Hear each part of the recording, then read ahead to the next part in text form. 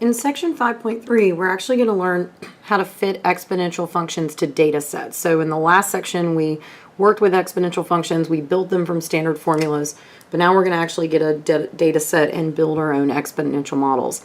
So the first thing we need to make sure that we're all on the same page about is the difference between growth and decay.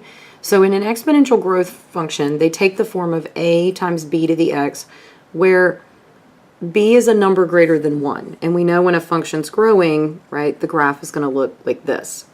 An exponential decay function is where the value of b, or the rate, is between 0 and 1, and the function's going to decay very rapidly.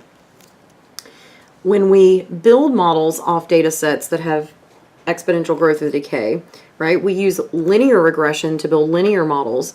Now we're going to use exponential regression. So in the calculator, it's going to look like expreg on the menu. When we're doing exponential, it's going to give us in the calculator the sum of squares and the average areas, or average error. So we don't have to use the formula that we used in the last section to calculate it by hand. The errors are still going to be represented by the actual value in the data set minus the predicted value that comes up from the model. And the calculator isn't going to give us average error, but we can still calculate it from the SSC and divide by the number of data points and then take the square root. So in our calculators,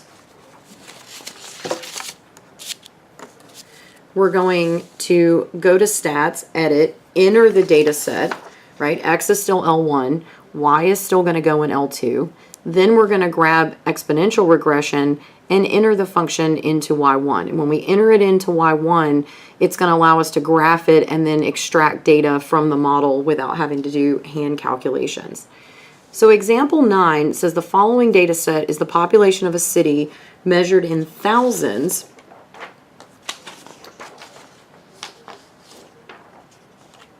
The population of a city measured in thousands, where X is the number of years after a major flood. And it says find the curve of best fit for this data set. So the first thing that we're going to do is on our calculator, I'm going to go to Stat and Edit. And I have some stuff already in my calculator, so I'm going to clear these data sets.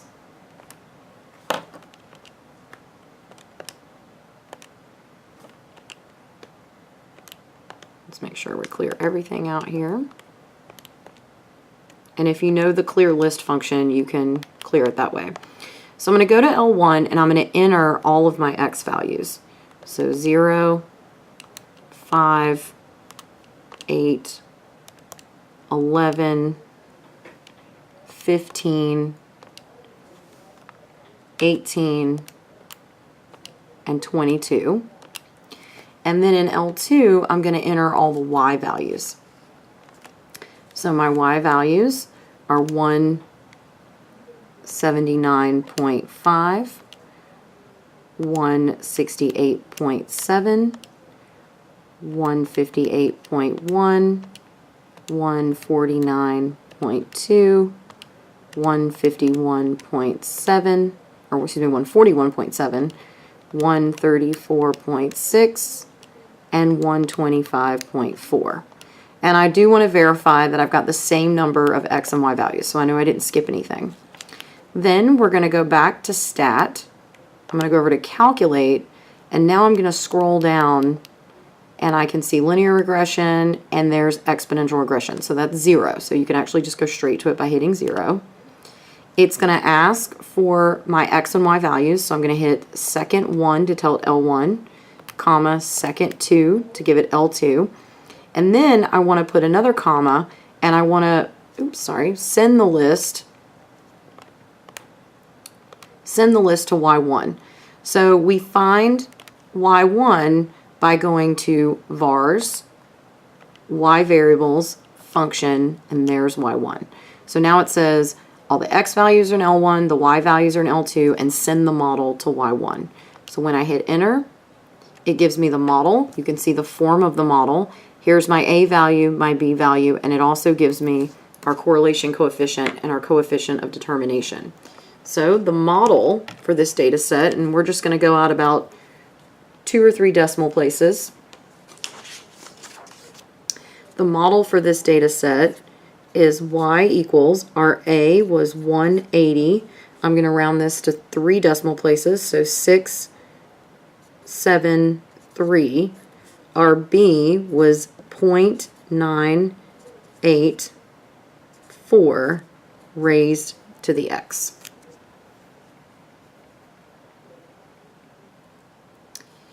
To get the SSE and the average error, right, the SSE we calculate in our list just like we did before. So if I go back, right, I'm in my home screen. I've already got my values in L1 and L2. And so now what I want to do is I want to calculate the model values and put in L3. So if I go to variables, function, y1, parentheses, L1, it's taking all of the x values, plugging it into my model, and then I'm going to hit store, second 3, put it in L3. So now when I do this, I know it happened because I can see all the values. Now I want to calculate the errors.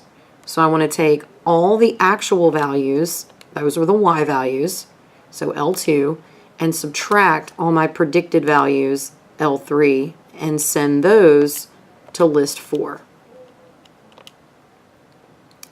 I can also do this inside the list feature, but I'm going to show you that this works. It's all there. Then I'm going to take my all my errors and I'm going to square them. And then I'm going to store those in L5. And so as long as you're getting this output, it means it's on the list. If I go back to stats, list, edit, you can see that all the variable values that we just calculated are in fact in our list. So now the sum of squared errors, we want to sum up everything in L5. So if I go back to my home screen, I'm going to clear. All right, we go to second, stat, which brings up the list menu. And if we go over to math, you can see right down here, number 5 is sum. So this says add up all the values in L5. And when I do that, that is my sum of squared errors.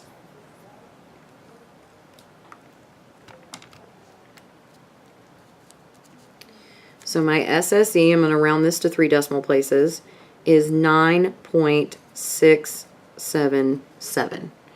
Now to get the average error, we take the SSE and divide by the number of data points we had.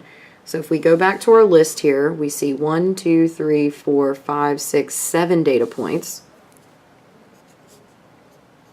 So in my calculator, I'm going to take the square root of 9.677, divide by 7, and I get 1.176 when I round to 3 decimal places. So the units of this, right, are going to match the y values. So if the population of the city was measured in thousands, then that means the sum of the squared errors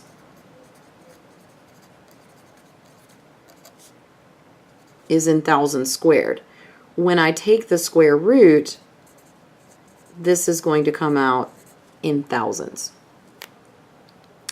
So what is the correlation for this data set, and what does it say about our model?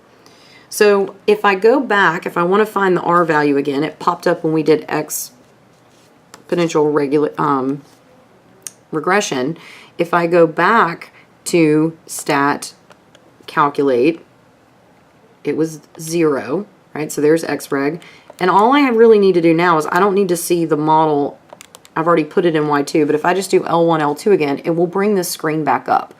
So the correlation coefficient is R. R squared has a different meaning.